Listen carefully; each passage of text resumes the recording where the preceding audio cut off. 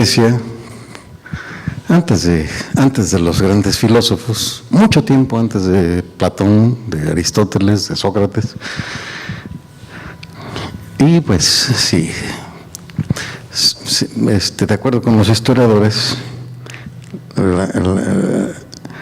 la cultura en Grecia comenzó básicamente con el culto al dios, a Dionisos, también conocido como Baco, nada más que en la cultura latina.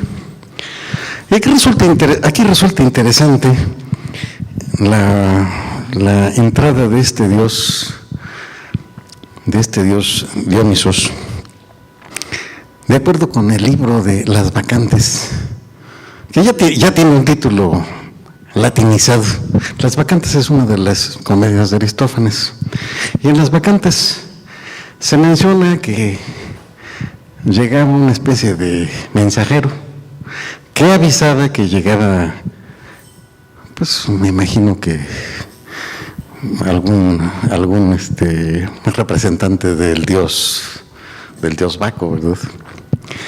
Y de acuerdo con la información, apenas llegaba esta información, las mujeres de los pueblos se encueraban de inmediato y salían al bosque a festejar y a organizar las fiestas de este dios. Digo encuerar y estoy aprovechándome de la palabra cuero, porque lo que hacían ellas era vestirse de cuero, de pieles, ¿no? Por eso digo, se encueraban, ¿no? Y no estaba permitido que fueran los hombres a estas reuniones. En fin, estos son detalles que menciona, por un lado, Aristófanes, que tiene en esta comedia, pues, la mayor parte de la información sobre las costumbres de estas bacantes, ¿no? No las quiero confundir con bacanales, que es un término acuñado más adelante, pues, para fiestas, en honor del mismo individuo, ¿no? El caso es que la religión empieza en este culto hacia Dionisos. Y más adelante, esto realmente no lo entiendo, pero más adelante, en lugar de dirigir el culto hacia Dionisos, cambia de destino y el culto se dirige a Orfeo. Orfeo es particularmente famoso porque, según esto, cantaba muy bien, ¿no? Y lo reporta Heródoto. Acuérdense que Heródoto dice en su libro que él nunca reportó nada en su libro que él no se hubiera cerciorado que era rigurosamente cierto. Así que imagínense ustedes. Y ya en Orfeo, ya puedo mencionarles a ustedes de un sacerdote que pertenecía al culto de Orfeo, que se ha vuelto muy, muy famoso con el paso de los tiempos. El nombre de este sacerdote era Pitágoras. Pitágoras efectivamente empezó de esa manera, como un sacerdote del culto orfeico. Y en algún momento parece que se fue a Egipto a aprender matemáticas. Y cuando les digo a ustedes aprender matemáticas, lo que hizo en el fondo fue más bien ir a aprender aritmética, porque los egipcios tenían un cierto desarrollo en algunos detalles, ¿no? Y uno de los desarrollos que conocían bien los egipcios es el siguiente. Es la regla del 3, 4 y 5. Déjenme pintárselos de esta manera, ¿no? Están los 3, el 4 y ahí está el 5, ¿no? Si ustedes conseguían un mecatito cuya longitud total era 3 más 4 más 5, es decir, de 12 metros, por ejemplo, entonces ustedes ocuparían 3 metros en esta parte, 4 metros en esta otra, y en esta última, 5. Y esto, pues, les permite a ustedes construir un triángulo rectangular. Y esta es de aquellas cosas que aprendió a hacer Pitágoras en su viaje a Egipto. No hay mucha información. Pitágoras no escribió. Él lo que tuvo fue alumnos, y cuando regresó de Egipto, siguió trabajando en estas cositas que había aprendido en Egipto, pero él se preguntaba por qué, y terminó explicando y haciendo y fundando la escuela de matemáticas en Grecia. Y a mi manera de ver resulta muy difícil separar esta escuela de matemáticas en Grecia de el desarrollo posterior de todas las formas de filosofía que se desarrollaron en Grecia. Me estoy saltando 1000 pasos, pero bueno, este comienzo con Pitágoras por un lado, que se siguió con y que bueno, hay un camino largo a Sócrates, luego a Platón, luego a Aristóteles. Me estoy saltando mucho. El caso es que en esta visita que hizo a Egipto, Pitágoras decidió preguntarse por qué. Los egipcios no sabían el porqué de sus reglas, sabían cómo funciona. Yo de hecho ahorita les voy a mencionar una regla.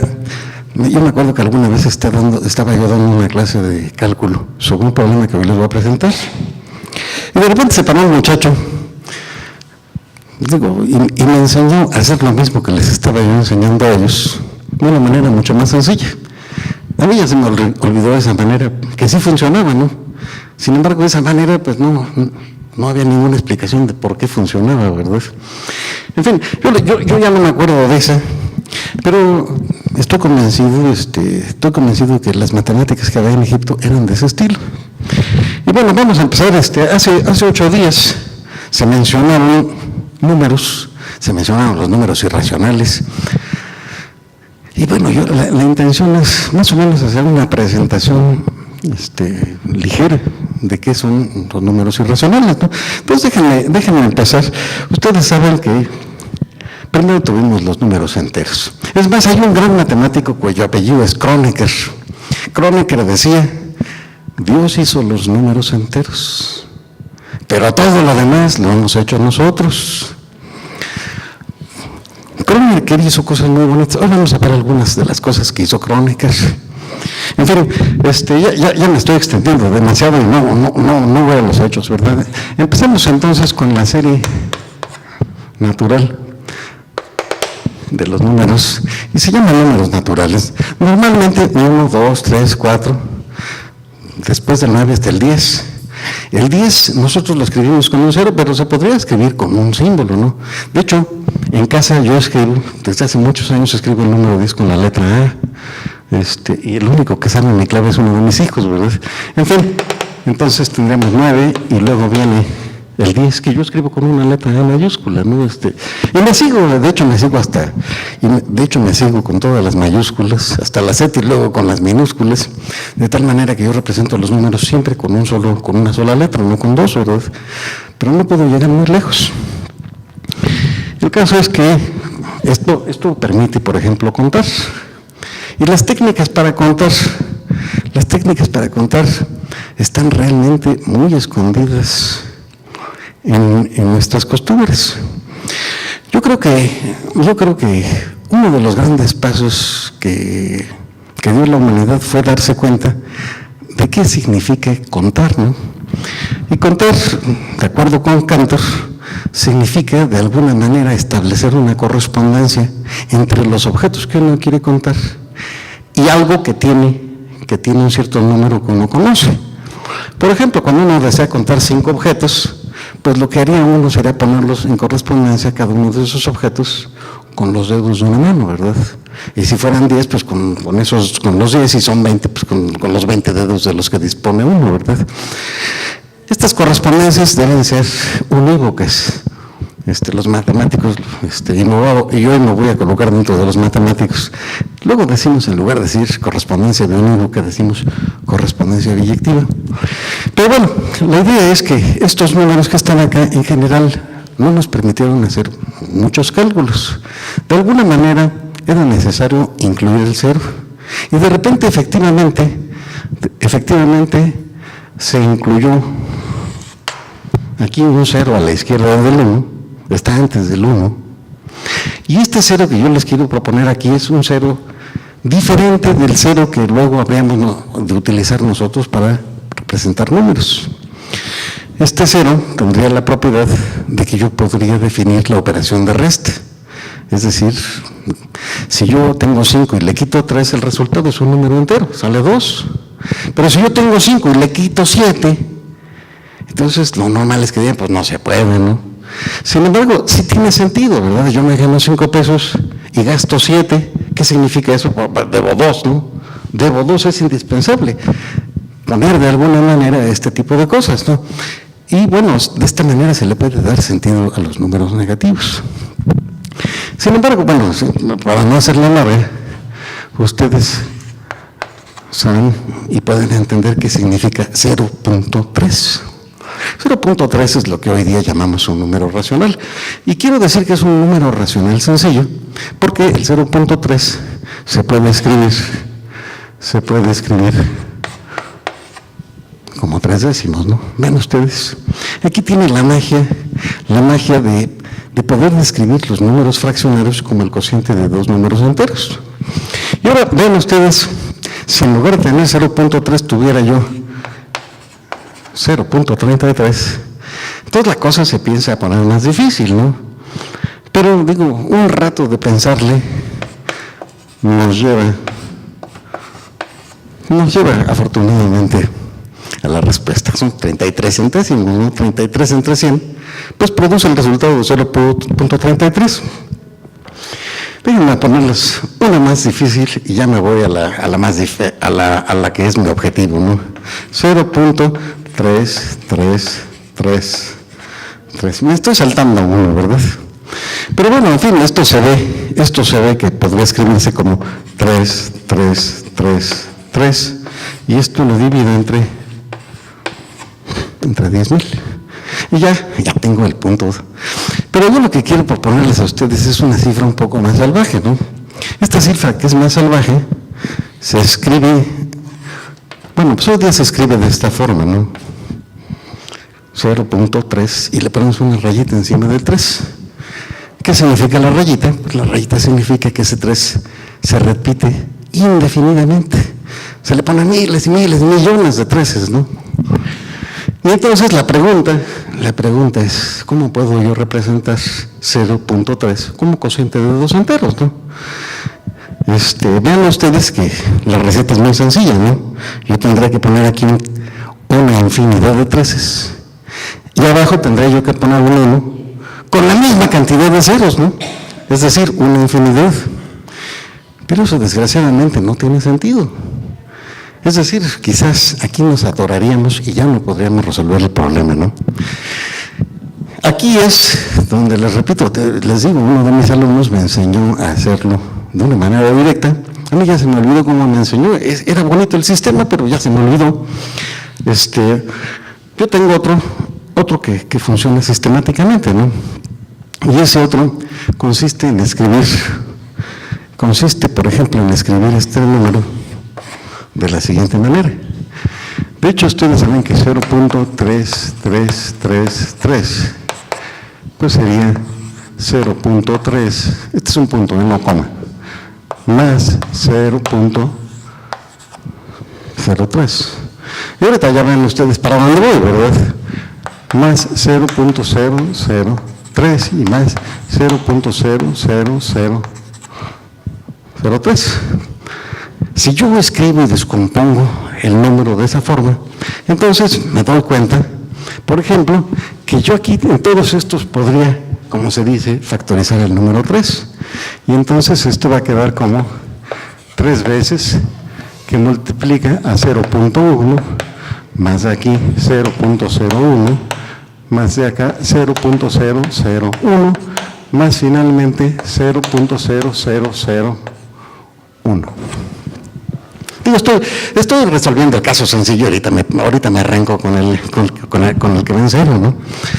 Vean ustedes que esto entonces se puede escribir como 3 que multiplica a 10 a la menos 1, es decir, 1 entre 10, ¿no?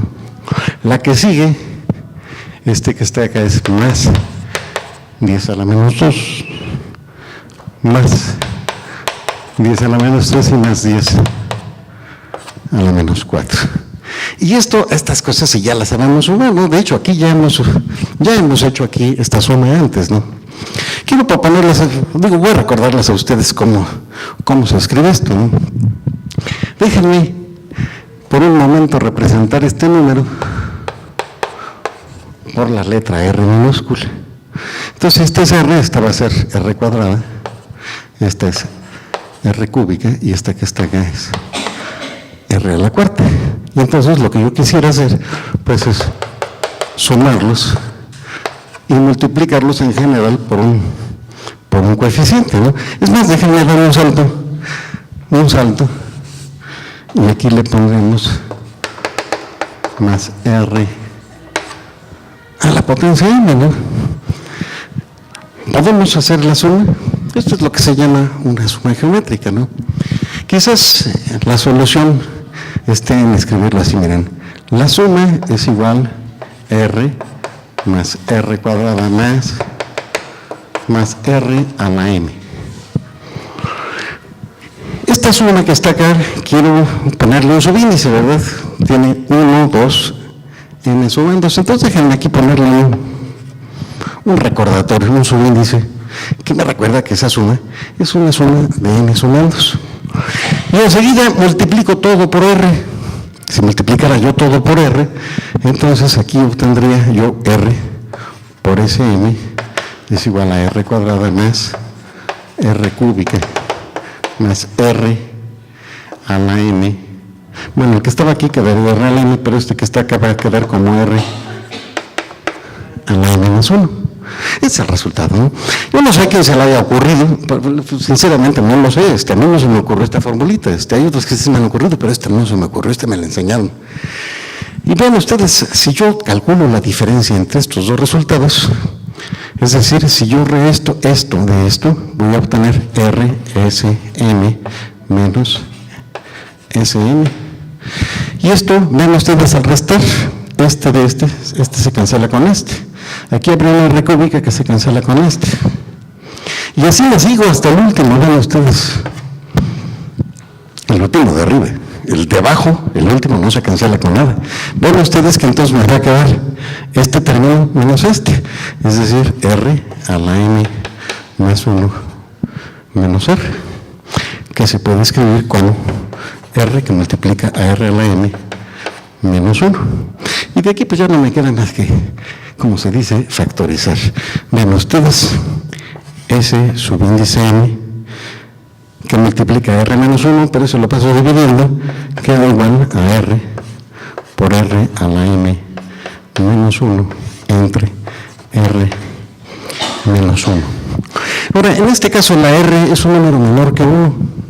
Entonces conviene, digo, nada más para que se vea más bonito, conviene invertir los signos en el numerador y en el denominador, de tal manera que entonces lo que uno obtiene es esto otro, R que multiplica a 1 menos R a la M entre 1 menos R. Y ese que está ahí es la respuesta.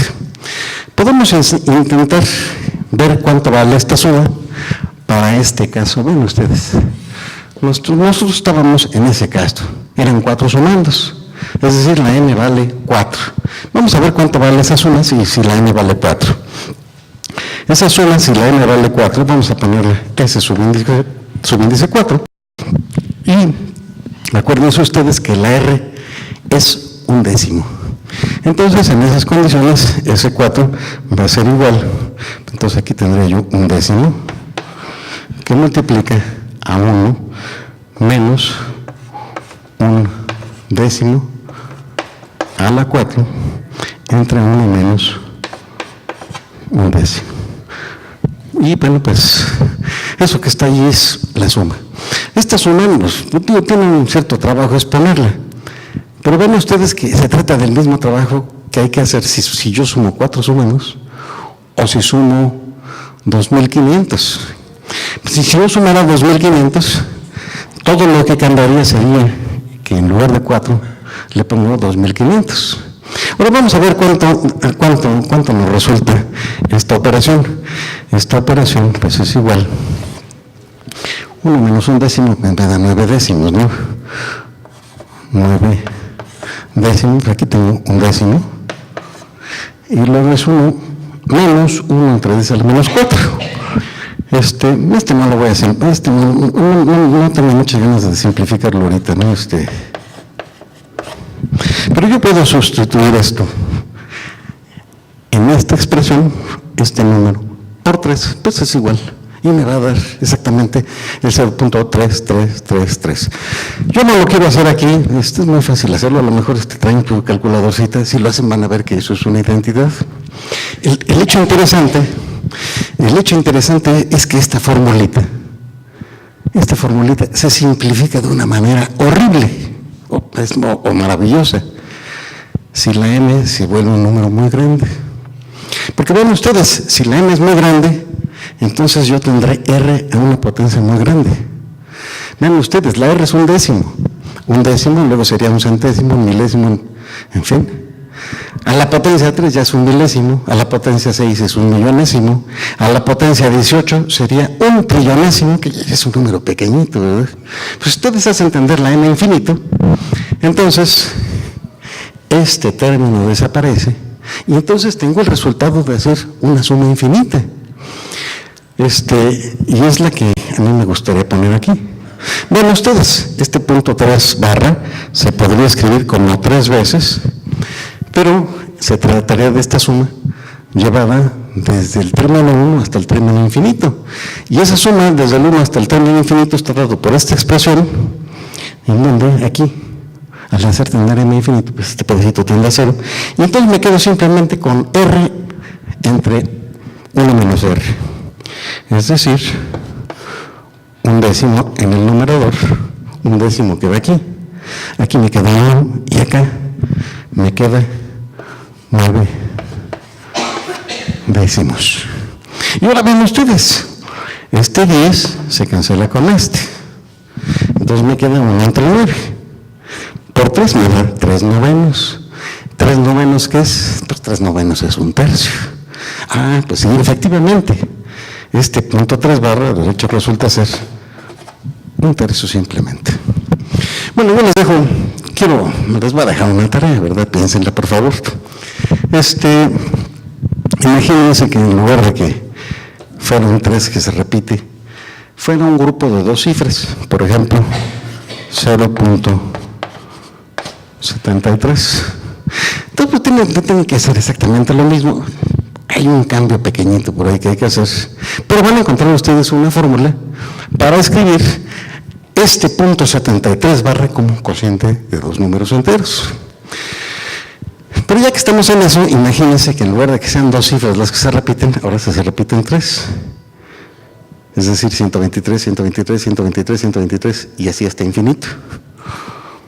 O supónganse que se repite un periodo de 725 cifras. Tiene 725 cifras, y luego se vuelven a repetir rigurosamente las 725, y luego otra vez las 725, y así hasta infinito. ¿Cuáles son los enteros que hay que dividir uno contra otro para que se obtenga ese número?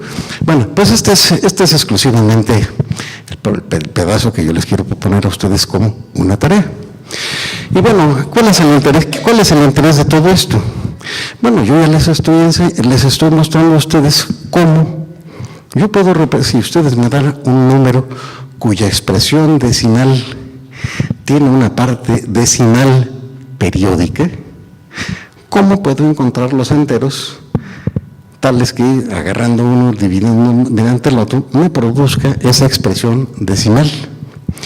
Pero vean ustedes, a mí me hace falta, o que tenga una expresión decimal finita.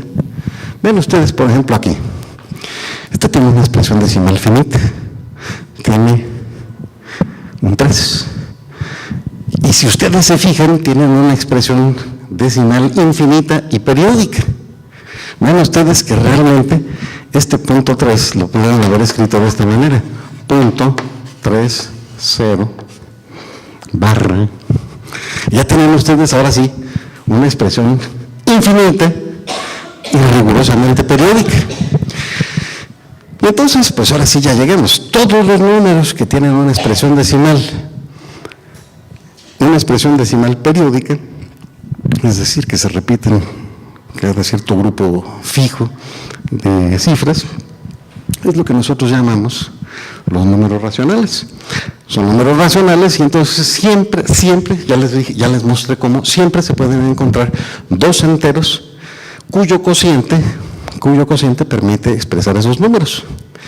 Sin embargo, a la hora de escribir una expresión con numeritos, yo podría hacer primero 3 y luego 4 y luego 1 y luego 6, en fin, y voy poniendo cifras, pero cuidando de que no haya ninguna periodicidad. Bueno, pues si hago una cosa de este estilo, lo que voy a obtener es la expresión decimal de algo, es un algo que yo no voy a poder expresar como cociente de 2 enteros, no hay fórmula para hacerlo. O puede que no la haya, no vamos a ver que efectivamente se pueden encontrar casos en que no hay una formulita para hacerlo. Y estos números, hoy día los llamamos irracionales. Sin embargo, pues regresemos al detalle que nosotros mencionábamos al principio, y es que los pitagóricos un buen día descubrieron que había números que no se podían escribir como cociente de 2 enteros. Y yo tengo entendido que guardaron el secreto y no se lo dijeron a nadie de esta pequeña imperfección del mundo, ¿no? Déjenme mostrarles el origen de 2 de estos números. En fin, por lo pronto entonces, ya hemos introducido los racionales. Los racionales son espantosamente numerosos. Ahora, acuérdense, un número natural, por ejemplo, el 5, se puede escribir como 5 entre 1. Ven ustedes, los números naturales también se pueden escribir como cociente de 2 enteros. Esto hace que todos los números racionales engloben a los números naturales. Y si los números naturales son un conjunto infinito, entonces el de los números racionales, pues no, también es un conjunto infinito. Bueno, yo quiero proponerles una cosa de este estilo. Les propongo que consideren un triángulo rectángulo. El triángulo rectángulo lo vamos a construir de una manera totalmente arbitraria. Es decir, un triángulo rectángulo es un triángulo que tiene 3 lados y en uno de esos ángulos tengo un ángulo recto. Imagínense ustedes que yo construyo este triángulo. Este triángulo tiene un lado A, tiene un lado B. Son los lados chiquitos. Y el lado más grande vale C. Ustedes saben que el teorema de Pitágoras establece que C cuadrada es igual a la suma de A cuadrada y de B cuadrada. Y dice que el cuadrado construido sobre la hipotenusa es igual al área de los cuadrados construidos sobre los catetos. Esa es la afirmación de Pitágoras. Yo no sé, le repito francamente, que también conocían los egipcios este resultado. Yo creo que los egipcios solamente conocían la regla del 3, 4 y 5, que generalizó, pensó y explicó Pitágoras. El caso es que yo les voy a dar aquí una demostración, es una demostración muy sencilla. Hay otras más bonitas, son más largas, pero hoy disponemos de poco tiempo, así que les doy una demostración sencilla del teorema de Pitágoras. Para esta demostración, yo les propongo a ustedes que construyamos un cuadrado cuyos lados tienen una longitud igual a A más B. Y esto pues es un cuadrado grandote, vean ustedes.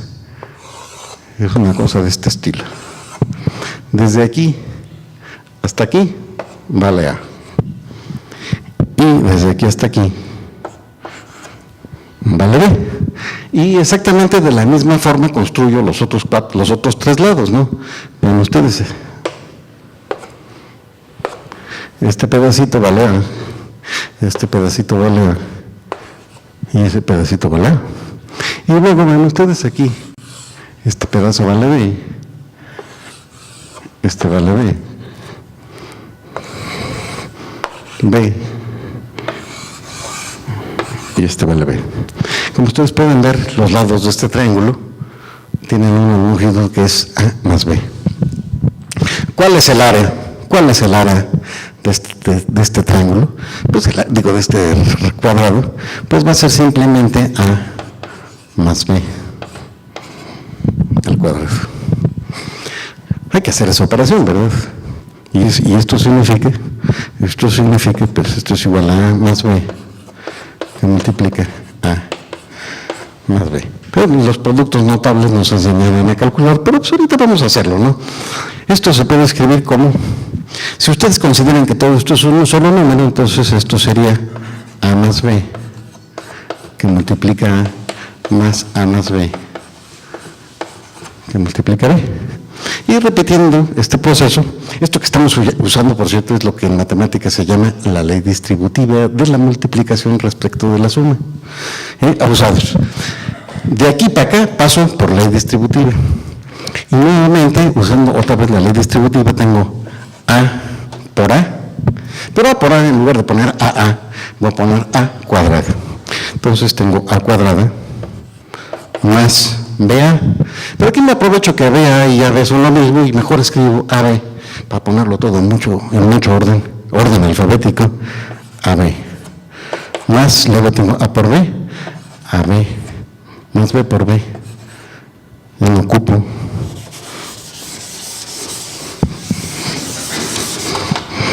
Esto aprovecho a hacer para hacer una solicitud de más pizarrón, ¿verdad? Entonces, más B cuadrada, ¿no? Y estos que están aquí son iguales, son dos pedacitos iguales, ¿no?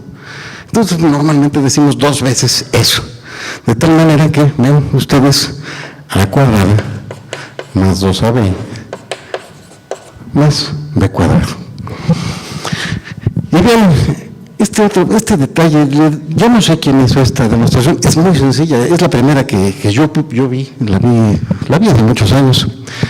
Vean ustedes, vamos a unir este punto con este, y luego este con este, y luego este con este, y luego este con este. Y ven ustedes que se forma un cuadradote que tiene adentro un cuadradito y 4 triángulos. Ven ustedes el triángulo, el cuadradote que está acá, este lado, no es otra que lo que llamamos lado C, ¿no? Así que este C y este C. Y luego estos 4 triángulos son igualitos. El área de un triángulo todo el mundo lo sabe, ¿no? Base por altura sobre 2. Y la razón de hacer eso, digo, si estamos aquí yéndonos a cosas tan elementales, déjenme perder el tiempo. Esta C déjenme ponérsela aquí abajo y yo le completo aquí y le pongo encima un triángulo igualito nomás que volteado, y eso es un rectángulo. Y el área de un rectángulo sí se la sabe todo el mundo, es base por altura. Pero si esa área es la que corresponde a los dos triángulos, entonces uno de ellos tiene exactamente la mitad. Entonces podemos ver el área de este cuadrado, el área del cuadrado grandote, pues es igual a este número que estaba acá, ¿no? Es A cuadrada más 2AB más B cuadrada. Y esto resulta igual al área del cuadrado chico.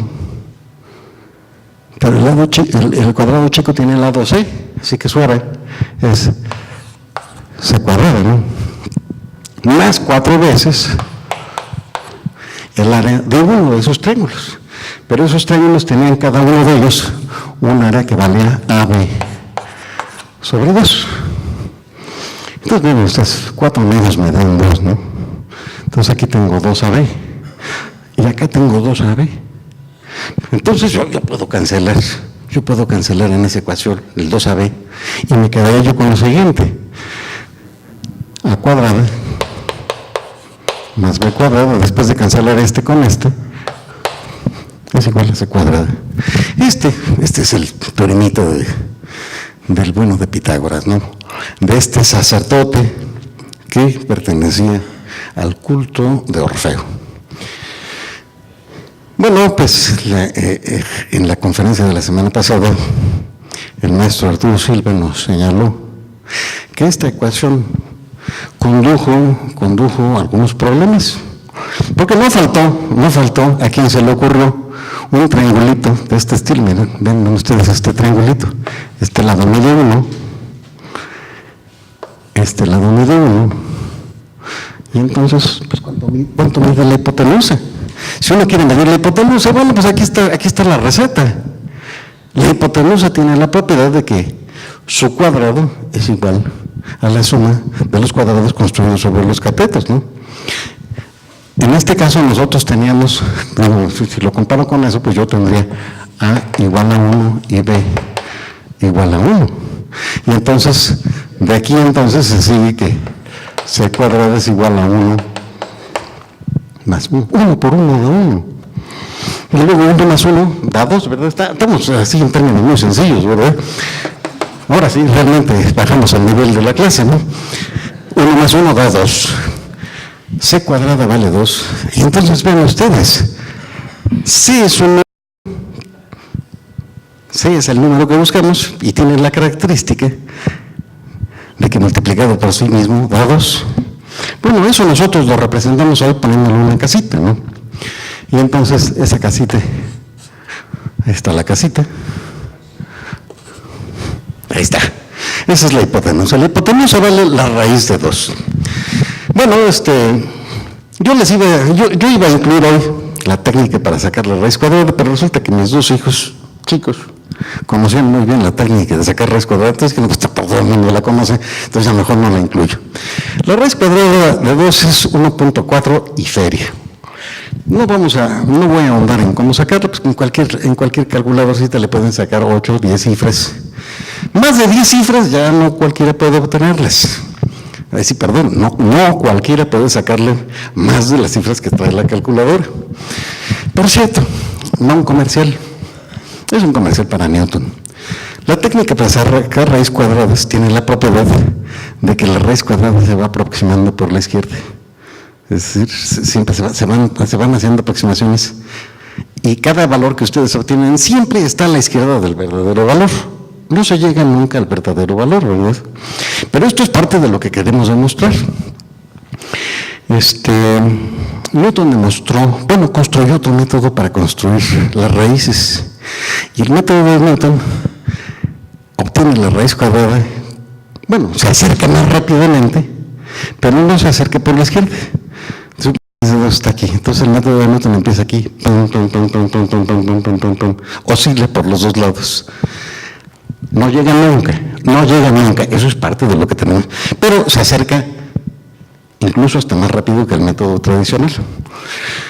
Bueno, lo que yo deseo ahora mostrar a ustedes, esta preocupación de los pitagóricos es una cosa del estilo de, yo les sé. Lo que vamos a analizar ahorita es lo que hicieron ellos, porque ellos encontraron que la C, la raíz de 2, no se puede escribir como cociente de 2 enteros. El argumento que les voy a presentar es el argumento que escribió Euclides en sus elementos de Euclides. Así se llama el libro, ¿no? El libro tiene más de 2000 años, no tiene un solo error. Yo asistí a una conferencia hace aproximadamente 10 años en la historia de las matemáticas, en la que se discutían unos supuestos errores de los elementos de Euclides. Déjenme decirles a ustedes que el libro de Euclides, como lo escribió él, está en griego, ¿verdad? Pero el libro original de Euclides no tiene un solo dibujo, purititas letras. Con el tiempo, pues alguien llegó y le puso los dibujitos. Y son esos dibujitos en donde estaban los errores, los 3 errores que se le encontraron a toditito el manuscrito. Lo que yo les pienso mencionar hoy de Euclides es de las cosas más elegantes, de los argumentos más elegantes de la matemática, ¿no? Voy a borrar todo. Digo, esta versión del teorema de Pitágoras no es la más elegante, hay otra más bonita, ¿no? Pero esa otra demostración está para una hora de consideraciones, ¿no? Y esta pues tiene la ventaja de que es rápida.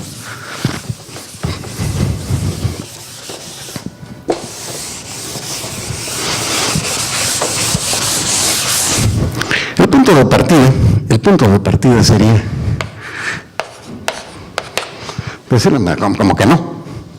Si hemos encontrado para tantísimos números fraccionarios la expresión como cociente de 2 enteros, ¿por qué no la vamos a encontrar aquí, no? Y entonces nosotros escribimos que la raíz de 2 es el cociente de P entre Q. Condiciones. P es un entero. Si quieren, podemos añadirle que sea positivo, ¿verdad? Y es más, vamos a ponerlo. P es un entero positivo. Q es un entero positivo. Nada más que hay que poner cuidado.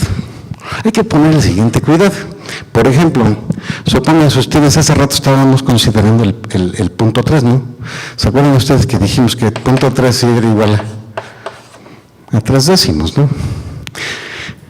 Sin embargo, hay más parejas de números enteros que producen punto 3. Déjenme proponerles a ustedes uno. ¿Qué les parece a ustedes 6 entre 20? Yo digo, 6 entre 20 también resulta ser punto 3. Hagan la división. O si les pusiera yo 9 treintavos, pues 9 treintavos también produce. Entonces allí, es más, déjenme ponerlo, esto es igual que esto, esto es igual que 9 treintavos. ¿Qué es lo que hay de mágico por detrás de todo esto? Bueno, pues lo que pasa es que aquí podríamos sacar la mitad arriba, mitad de 6 es 3 y mitad de 20 es 10. Y estaremos haciendo lo que normalmente se llama simplificar. Pero también la otra se puede simplificar, ¿no? Aquí sacaremos la tercera parte de 9, que es 3, y la tercera parte de 30, que es 10. Y volvemos a caer en el 3 décimos. Entonces, nosotros vean ustedes, estas 3 expresiones para punto 3 son buenas. Me gusta esta. ¿Por qué me gusta esa? Porque es la que está más simplificada. Entonces, yo quiero imponer la condición P y Q son ambos enteros positivos y además, déjenmelo escribir con toda la chocantería de la matemática moderna. Esto se escribe así. Q como uno, Esto simplemente lo leen los matemáticos, que el máximo común divisor de P y Q es 1. Vean ustedes, aquí el máximo común divisor era 3, porque el 3 divide arriba y abajo. Aquí el máximo común divisor era 2, y aquí el máximo común divisor es 1. Bueno, yo quiero imponer que el máximo común divisor de P y Q sea igual a 1, es decir, que no tengan ningún factor común. Y ahora sí ya me puedo lanzar con toda la demostración y el espíritu pitagórico. Pues vamos a elevarla al cuadrado. Si nosotros elevamos al cuadrado de esta expresión, tendríamos una cosa de este estilo. Raíz de 2 por raíz de 2 es igual a P entre Q por P entre Q. Y ya le elevamos al cuadrado. Ahora ven ustedes que si raíz de 2 los multiplico por raíz de 2, lo que me va a dar es precisamente 2. Recuerden ustedes que raíz de 2 es aquel número que multiplicado por sí mismo da 2, ¿no? Entonces aquí estoy multiplicando precisamente ese número por sí mismo, así que este resultado pues es igual a 2. 2 es igual, entonces P por P es P cuadrado entre Q cuadrado. Vamos a simplificar esta ecuación, y la simplificación tradicional es que es medio chocante tener cosas en el denominador. Entonces multiplicamos todo, los dos miembros por Q cuadrada. Déjenme hacerlo aquí mismo, por Q cuadrada y por Q cuadrada. ¿Por qué por Q cuadrada? Ven ustedes que esto se cancela y desaparece el denominador, ¿no? Entonces me quedo yo con una expresión que dice P cuadrada es igual a 2Q cuadrada. El razonamiento que sigue es muy filoso. Esto raya en lo divino. Vean ustedes. Q es un número entero. Si lo elevo al cuadrado me da otro número entero. Y ahora viene lo más mágico. Si yo tengo un número entero y lo multiplico por 2, obtengo un número par. Entonces la conclusión es, vean ustedes, P cuadrada es par. Y ahora va una de estas cosas que sacamos los matemáticos de la manga, ¿no? Ahorita mismo se las demuestro, ¿no?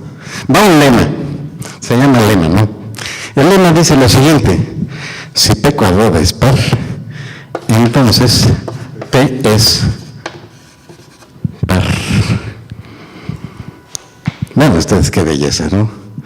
Acabamos de llegar a la conclusión de que P, a fuerza tiene que ser un número par.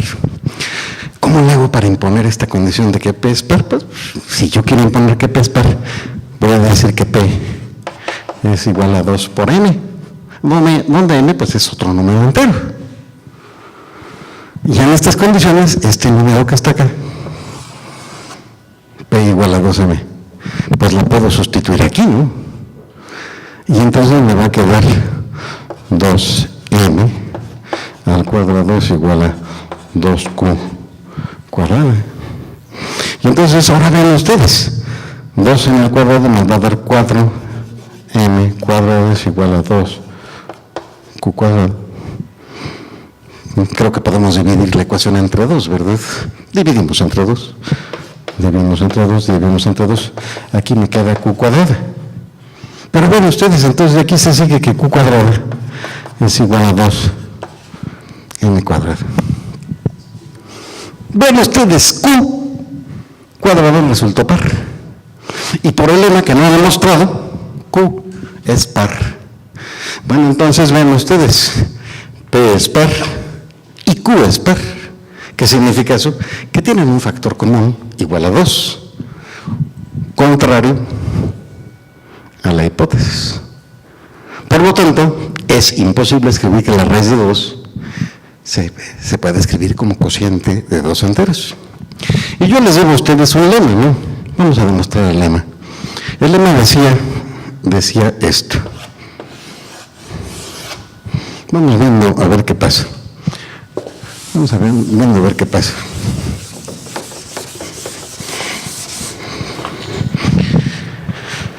Supónganse que yo tengo un número par. Déjenme escribir el número par de esta forma. 2n. Eso me garantiza que es un número par, ¿no? Si lo elevo al cuadrado, me da 4m cuadrado. Vean ustedes qué belleza, ¿no? Si si P es par, entonces P cuadrada es par. Es razonable, ¿no? Vamos viendo qué pasa si es impar. ¿Cómo escribo que un entero es impar? Bueno, que un entero es impar yo lo escribiría como 2n más 1. Eso automáticamente me garantiza que es impar. Lo elevo al cuadrado. A ver, entonces este es impar y lo elevo al cuadrado. Al elevar al cuadrado, siguiendo la misma receta que teníamos aquí con el a más b, sería cuadrado del primero, es 4n cuadrada, más doble producto del primero por segundo, 4n más 1. Pero ven ustedes, este es par, porque está multiplicado por 4. Este es par. Y si a un par le sumo 1, hace falta un teléfono. Bueno, entonces si tengo un par le sumo 1, pues ya me queda un impar. Entonces ven ustedes, si yo tengo un par, su cuadrado es par. Tengo un impar, su cuadrado es impar. Ahora sí ya quedó, ¿verdad? Si yo tengo que p cuadrado es par, la única posibilidad que se puede producir para que yo tenga que p cuadrado es par es indispensable que el p mismo sea par. Entonces pues ya quedó completo todo el argumento.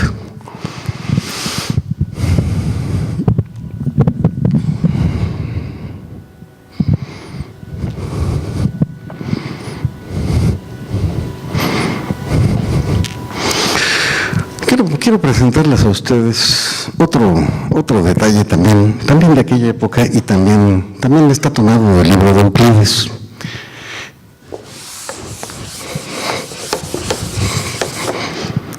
Euclides tiene un teorema que yo quiero catalogar de divino, ¿verdad? Dice el teorema de...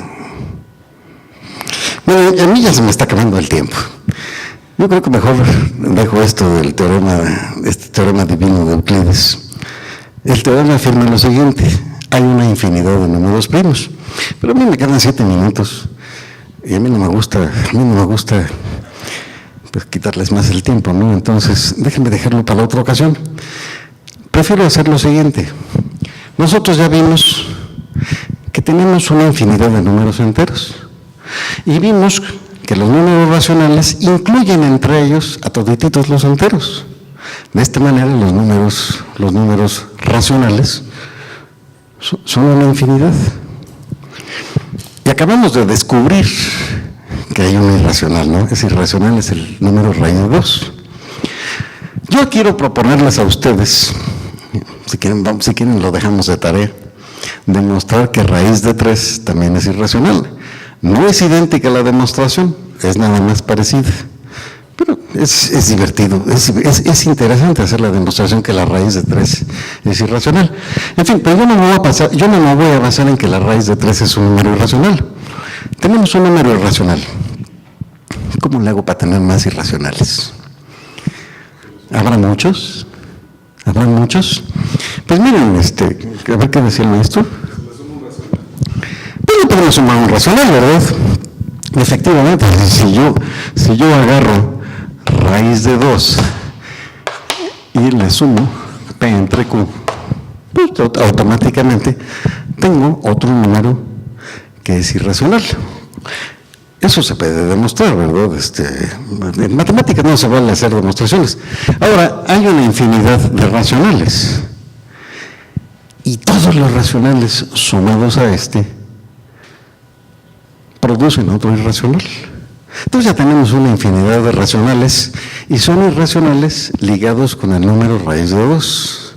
Pero también podríamos haber hecho una construcción de este estilo. Raíz de 2 por P entre Q. Agarro el irracional que ya me encontré y lo multiplico por cualquier irracional. Y de esta manera genero una cantidad endiablada de números irracionales. Con esto ya tengo una infinidad de irracionales. Si a los números racionales que ya tenía yo le añado todos los términos que se obtienen de esta manera, pues tengo un conjunto de números racionales más un cierto conjunto infinito de irracionales, lo cual da un conjunto ya más grandecito, ¿no? Este conjunto más grandecito es, desgraciadamente, exactamente del mismo tamaño que el punto de partida. Ya podríamos añadir los de raíz de 3. Le añadimos otro infinito que es exactamente del mismo tamaño y terminamos con un conjunto que es más grande, pero que tiene en última instancia el mismo número de elementos. Y de hecho, todos los números que se pueden encontrar de esta manera, resultan ser de alguna manera raíz de una ecuación. Ven ustedes que que está acá resulta en el fondo raíz de x cuadrada menos 2 igual a 0. Busquen ustedes las raíces de esta ecuación. Las raíces de esta ecuación involucran el número raíz de 2. Entonces, con esta ecuación yo puedo generar una infinidad de irracionales. Con esta otra ecuación yo puedo generar otra infinidad de irracionales. Ahí les va una con la que no puedo. X cuadrada. Con esta no se puede. Pues tiene dos raíces, 2 y menos 2. No estoy haciendo nada nuevo. Son racionales, es más, son enteras las raíces. Pero ven ustedes que estas son raíces de una ecuación algebraica. Pero esta es de las ecuaciones algebraicas más sencillas. Yo podría haber puesto no cuadráticas, pude haber puesto cuadráticas que tengan el término mixto, ¿no? De la forma ax cuadrada más bx más c igual a 0. Donde a, b y c, los tres, son números racionales. Y entonces construir para cada terna de 3 números racionales a, b y c, construir las raíces correspondientes y añadir de esta manera más y más y más y más y más números.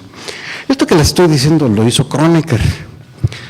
Es el que decía, les decía yo en el principio, que afirmaba que Dios había hecho los números enteros. Y él añadía, pero nosotros hemos hecho todo lo demás. El caso es que, pues yo podría añadir por cada ecuación, por cada una de estas ecuaciones, todas sus raíces. Pero esta es de segundo orden. Le puedo añadir las ecuaciones de tercer grado, las de cuarto, las de quinto, Y de las de quinto en adelante, no hay algoritmo matemático para encontrar las raíces. Sus raíces existen y pueden demostrar que existen fundamentos en el teorema fundamental del álgebra, ¿no? Pero no hay fórmula para producirlas. Pero de todas maneras podríamos, para una raíz de quinto grado, agarrar sus 5 raíces y añadirlas por este esquema, ¿no? Una raíz le sumo todos los racionales o la multiplico por todos los racionales. Y esto lo hago con las 5 raíces. Bueno, pues esto lo repito con todititas las ecuaciones de todos los grados de 5, de 6, de 7, de 8, de 100, de 15.000, de grado 3 billones. Si añado todas estas, tengo un conjunto de números infinito que, si bien incluye a los números racionales, es exactamente el mismo tamaño que el conjunto de los números racionales. Todos estos que están acá son números irracionales, pero estos números irracionales de los que yo les estoy hablando son números que llevan el adjetivo de algebraicos. ¿Por qué se llaman algebraicos? Se llaman algebraicos porque satisfacen una ecuación algebraica. Esta satisfacen esta ecuación, estos satisfacen esta. De aquí no añadimos nada nuevo. Sin embargo, hay otros números que no satisfacen ecuaciones algebraicas. Una ecuación algebraica es un polinomio igual a 0. Un polinomio, pues, es una ecuación de grado n igual a 0. La n puede ser grande, puede ser 1000, 1 billón, 1 trillón, pero es un número finito.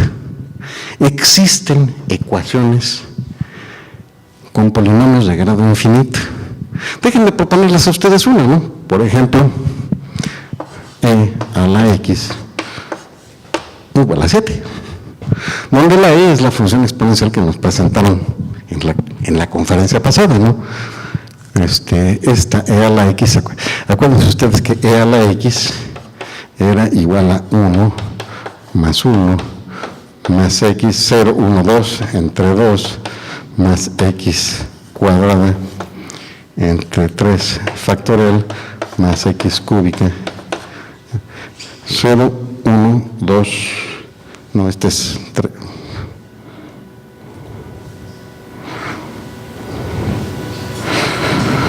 Bueno, aquí debería ser 3, aquí debería ser 4, este es 2, este es x. ¿Me falta un término? Está bien, ¿no? Es así y ya, ¿no? Sí, está bien. Pongamos aquí igual a 0. Bueno, más es un número infinito. Dicho de otra manera, esto se pone como la suma de x a la n entre n factorial suma desde n igual a 0 hasta infinito. Eso es un polinomio de grado infinito.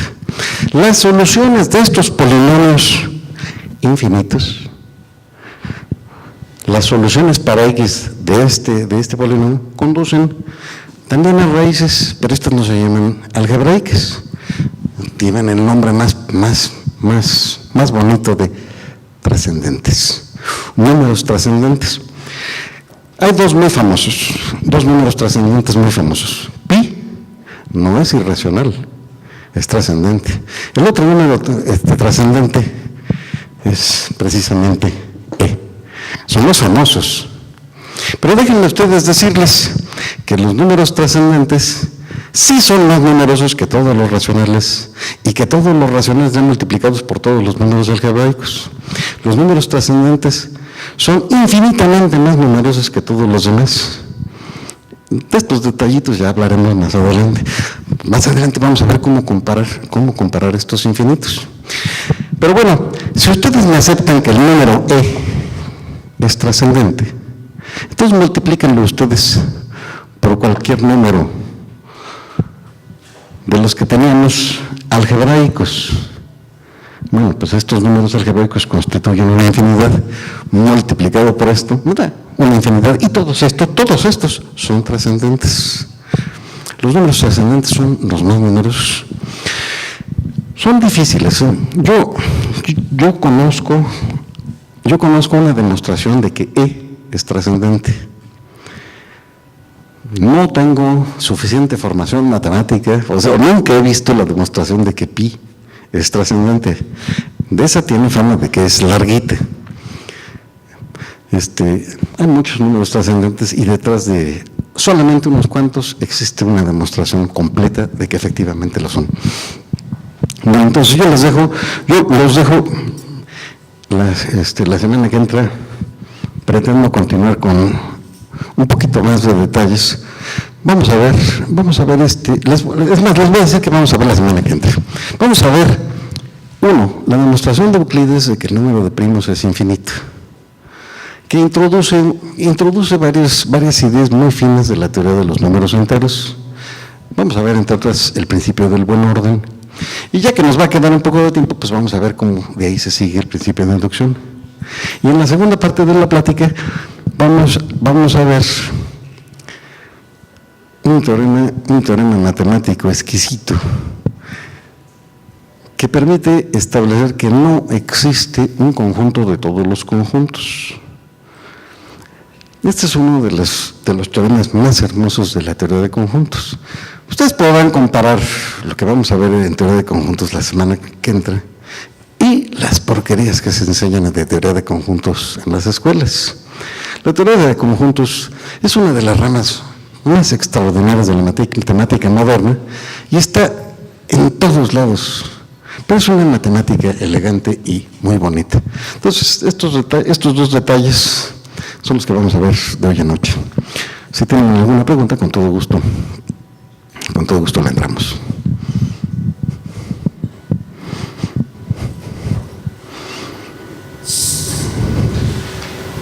¿Sí, maestro? Pi es irracional y trascendente. Irracional y trascendente. E también es irracional y trascendente. Y yo conozco la demostración. Bueno, yo la he presentado en clases. Yo he presentado la demostración. Un par de horas la demostración de que el número E es trascendente. Pero es bonita, ¿no? Vale la pena. ¿Sí? A ver, me lo dijeron una vez en clase, pero claro que el conjunto de números racionales es entonces un conjunto abierto. Porque la complejidad de los números racionales. A ver, el conjunto de los números racionales no es abierto. ¿Qué entendemos por abierto? Decimos que un conjunto es abierto cuando todos sus puntos son interiores. ¿Cuándo es un punto interior? Un punto se dice que es un punto interior cuando el punto y toda la pelotita, y una pelotita arbitraria de algún radio se puede considerar parte del conjunto. Entonces, en todo racional puedes ponerle una pelotota que con un montón de huecos, ¿no? Que no están contenidos en ese conjunto, entonces no puede ser abierto, no es abierto. Tampoco es cerrado, porque llamamos cerrado un conjunto a aquel, no que tenga puerta, ¿no? El conjunto es cerrado cuando posee todos sus puntos de acumulación. Y, pues, por ejemplo, el número pi es un punto de acumulación de los racionales. ¿Qué significa eso? Que yo puedo expresar el número pi con tanta precisión como yo quiera utilizando números racionales. En fin, entonces pi es un punto de acumulación. Entonces, el conjunto de los números racionales no es cerrado. No es abierto ni es cerrado, pero cerrado y abierto no son propiedades opuestas en matemáticas, ¿no? Abierto significa que sus puntos sean interiores y cerrado significa que tenga sus puntos de acumulación. Hay muchos conjuntos que son cerrados y abiertos. Por ejemplo, el conjunto de todos los números reales es cerrado y abierto al mismo tiempo. Pero ahí es el problema de las matemáticas, que utilizamos términos de la vida diaria, pero con significado matemático, ¿no? Lo que resulta espantosamente interesante es que los números reales son separables. ¿Qué significa eso? Que tienen un conjunto numerable denso en todas partes. ¿Y eso qué significa? Que yo puedo expresar todo el número real utilizando números racionales y puedo expresarlos con la precisión que a mí se me antoje, ¿no? Hay un espacio maravilloso que también es separable, el espacio de Hilbert. Bueno, perdón.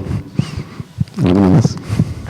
¿Sí? ¿Se puede aproximar irracionales mediante racionales. Efectivamente, uno se puede acercar tanto como uno quiera. Por ejemplo, a la raíz de 2 le podemos ir añadiendo cifras, ya sea por la técnica tradicional de sacar raíces o por el método de Newton, y hay más algoritmos para sacar la raíz de 2, ¿no? Uno puede decir, necesito una raíz que difiera de la realidad solamente en un trillonésimo. Un trillonésimo es una precisión mediocre, ¿no? Es 10 a la menos 18. Malo que me pidieran una precisión con 3 billones de cifras significativas, no con 18 cifras, con 3 billones. Pero también se puede, ¿no? Digo, yo no puedo suministrar el número, ¿verdad? O sea, se me ocurre el método, pero no habrá máquina que pudiera hacerlo, ¿no? Digo, un resultado con 1 billón de cifras, no lo metería yo en una biblioteca, en la biblioteca más grande del mundo, ¿verdad? Y escribiéndolo en todos los libros de la famosa biblioteca, ¿no? Pero este tipo de extrapolaciones son típicas del cerebro humano. Los infinitos que hemos construido en nuestra cabeza van muchísimo más lejos de los que podemos inventar, de los que podemos hacer en las computadoras. Allí las computadoras se quedan chiquitas todas, ¿no? ¿Alguna otra? Bueno, pues entonces nos vemos hoy en 8 con la continuación de esto. Muchas gracias.